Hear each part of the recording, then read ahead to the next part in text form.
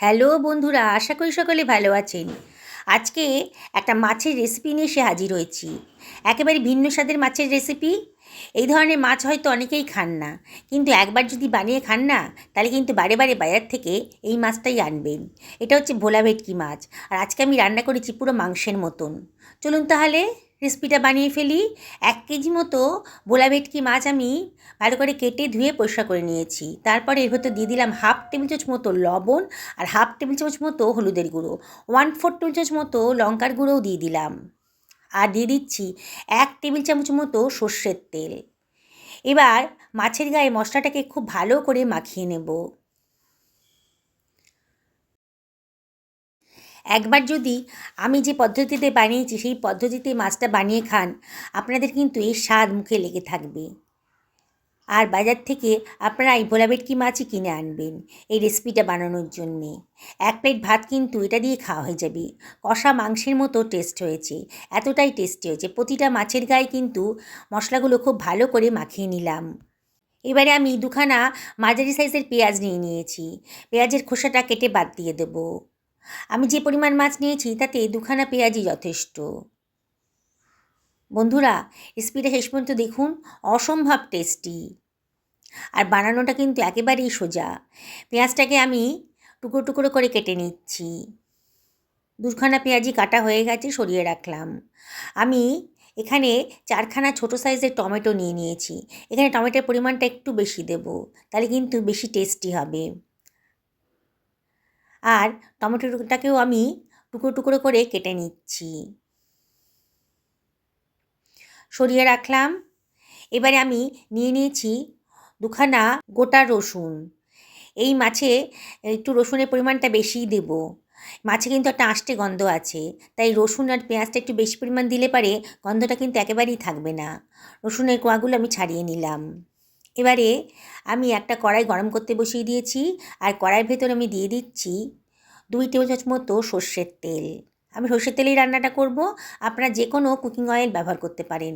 তেলটা গরম হয়ে গেছে যখন, তখন সামান্য একটু লবণ দিয়ে দিলাম, তাহলে তেলের কাঁচা গন্ধটা আর থাকবে না। এবারে তেলটা বেশ গরম হয়ে গেছে যখন, তখন আমি কয়েকটা মাছের পিস এর ভেতর দিয়ে দিচ্ছি। সবগুলো মাছ একসঙ্গে ভাজতে পারবো না, ব্যাচে ব্যাচে ভাজতে হবে। মাছগুলো কিন্তু মিডিয়াম টু হাই ফ্লেমে বেশ কড়া করেই ভাজতে হবে। ভাজা হয়ে গেছে, তুলে রাখলাম। বাকি মাছগুলোকেও একইভাবেই ভাজতে দিয়ে দেব। একটু কড়া করেই ভাজবো, লাল লাল করে। সমস্ত মাছগুলো আমার ভাজা হয়ে গেছে, সরিয়ে রাখলাম। এবার ওই তেলের ভেতরেই আমি দিয়ে দিচ্ছি রসুনের কোয়াগুলো, আর দিয়ে দিলাম পেঁয়াজের টুকরোটা। এবারে সব কিছু ভালো করে নাড়াচাড়া করে নিচ্ছি। গ্যাসের ফ্লেমটা মিডিয়াম টু হাইতে রেখেছি, আর অনবরত কিন্তু নাড়াচাড়া করে নিতে হবে। একটু ভাজা ভাজা মতো করে নেবো, খুব বেশি ভাজবো না, কারণ কালারটা একটু চেঞ্জ হয়ে যাবে, তাহলেই হবে। মিনিট খানেক বাদেই এবার তো দিয়ে দিচ্ছি কেটে রাখা টমেটোর টুকরোগুলো, দিয়ে সব কিছু আবারও ভালো করে মিশিয়ে নিচ্ছি। আগেই বলেছি বন্ধুরা, খুব কড়া করে ভাজবো না, কাঁচা ভাবটা চলে গেলেই হবে। তাও আমি এটাকে আরও তাড়াতাড়ি করার জন্য একটু ঢাকা দিয়ে দিচ্ছি। মিনিট 2 লো ফ্লেমে একটু রান্না করে নেব। 2 মিনিট বাদে দেখুন, দেখেই মনে হচ্ছে সব কিছু নরম হয়ে গেছে, কালারটাও চেঞ্জ হয়ে গেছে। এবারে গ্যাসের ফ্লেমটা আমি অফ করে দিয়েছি। এটাকে অন্য পাত্রের ভেতর তুলে রাখছি, একটু ঠান্ডা করতে দেব।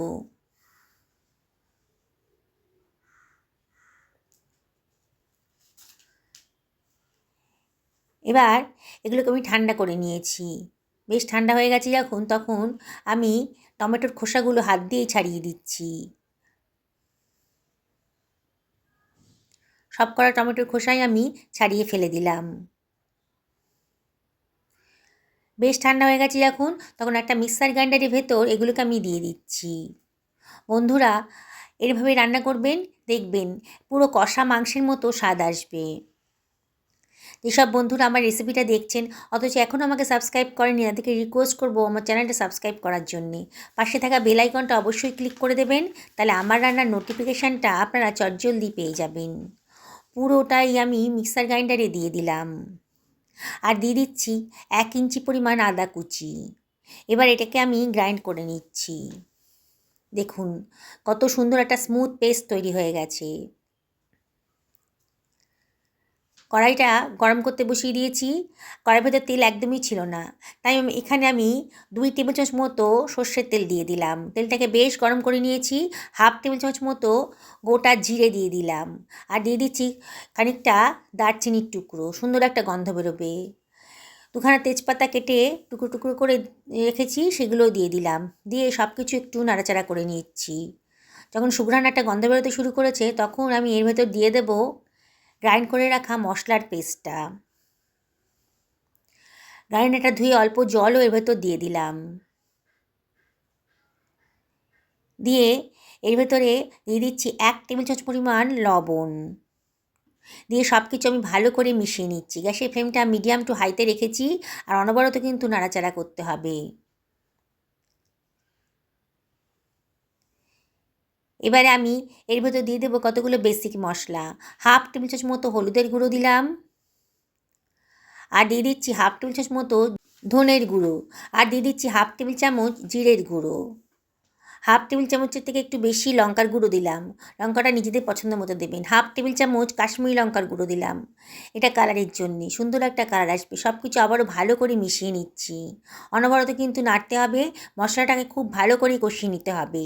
আগেও বলেছি বন্ধুরা, মশলা যত ভালো করে কষাবেন ততই কিন্তু রান্নার টেস্টটা বেড়ে যাবে।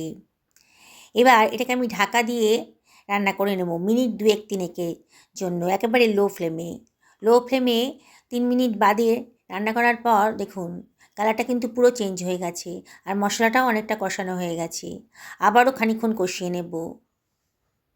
দেখুন সুন্দর করে কষানো হয়ে গেছে। এবারে আমি এর ভেতরে দিয়ে দিচ্ছি গরম জল। 1 বাটি পরিমাণ গরম জল এর ভেতর দিয়ে দিলাম। সব কিছু খুব ভালো করে মিশিয়ে নেব। গরম জল দেওয়ার চেষ্টা করবেন, তাহলে কুকিং প্রসেসটাও ঠিক থাকবে আর রান্নার কালারটাও খুব সুন্দর হবে। দেখুন ঝোলটা আবার ফুটতে শুরু করেছে। এবার দিয়ে দিচ্ছি কতগুলো কাঁচা লঙ্কা, সুন্দর একটা ফ্লেভার আসবে। এবার এই ঝোলটা যখন ফুটতে শুরু করেছে, তখন ভেজে রাখা মাছের টুকরোগুলো আমি দিয়ে দিচ্ছি।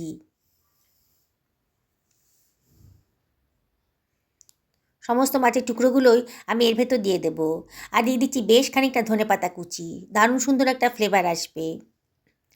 1/2 টেবিল চামচ মতো গরম মশলার গুঁড়োও দিয়ে দিলাম। আর হাতে ডলে খানিকটা কসুরি মেথিও এর ভেতর দিয়ে দিচ্ছি, 1/2 টেবিল চামচ মতো। দিয়ে আলতো হাতে সব কিছু ভালো করে মিশিয়ে নেব। খুব বেশি নাড়াচাড়া করবেন না, তাহলে মাছগুলো কিন্তু ভেঙে যেতে পারে। এবার ঢাকা দিয়ে একেবারে লো ফ্লেমে মিনিট 3 রান্না করে নেব। 3 মিনিট বাদে দেখুন রান্নাটা কিন্তু আমার কমপ্লিট হয়ে গেছে। আর যেমন কালার এসছে তেমনি কিন্তু স্বাদ বেড়েছে। যারা এই মাছ খান না, তারা আমি রিকোয়েস্ট করব একদিন আমার মতো করে এই ভোলা ভেটকি বানিয়ে খান। বললাম তো, আমার মতন এই রেসিপিটা খাওয়ার পর আপনারা বাজারে যাবেন শুধু ভোলা ভেটকির খোঁজ করতে। এতটাই টেস্টি হয়েছে।